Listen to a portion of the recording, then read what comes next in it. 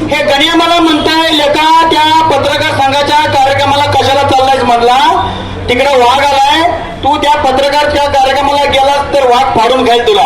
मी म्हणलं मुर्दा बशिवला म्हणलं तुझा, मी पत्रकार परिषदला गेलो तर वाघ मला फाडून खाईल आणि नाही गेलो तर हे सनी टायर फाडून खातेल म्हटलं. त्या बॅनरवर फोटो टाकलाय माझा, म्हणून मी गडबडीत आलोय. त्या सनी सरांसाठी तर दोन टाळ्या वाजवत खूप छान.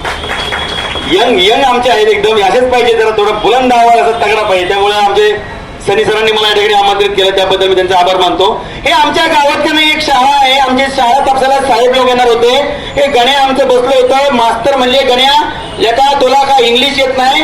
ओ म्हणला मास्तर मला का इंग्लिश येत नाही. आता आनंदीचे आमचे जे सर आहेत तसेच आमचे एक सर होते, ते म्हणले गण्या लेका तुला इंग्लिश मध्ये सांगता येत नाही?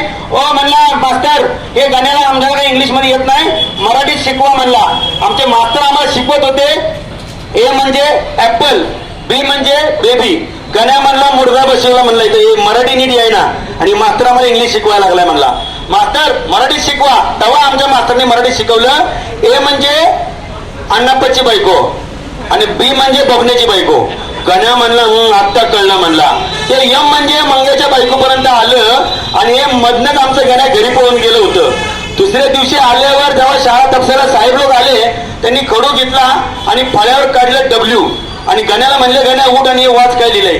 हे काल यम पर्यंत ऐकून गेलं होतं.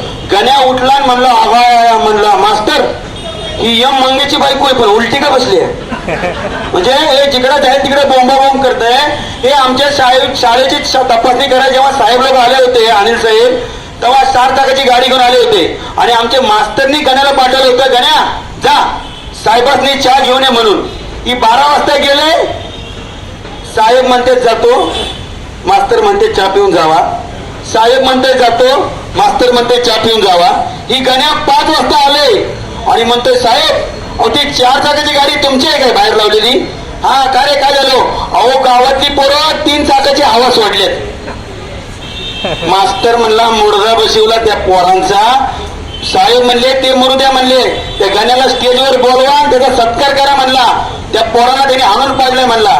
गण्या म्हणला मुर्दा बशिवला म्हणला माझा काही सत्कार करू नका, एक चाक राहिलं होतं का नाही त्याचा हवा मी सोडून आलोय म्हणला. म्हणजे जिकडे जाईल तिकडे गण्या बोंबाबोंब करतोय. मला प्रॅक्टिस आहे नाटकाची, त्यामुळे मी रजा घेतो. पुन्हा भेटू या पुढच्या वर्धापनाच्या वेळेस. तोपर्यंत आलेल्या सर्वांचं मी या ठिकाणी सनी भाऊंच्या वतीने आणि आपल्या गोल महाराष्ट्र पत्रकार संघ बुलंद आवाज यांच्या वतीने सर्वांचं सहर्ष स्वागत करतो, अभिनंदन करतो. धन्यवाद. थँक्यू.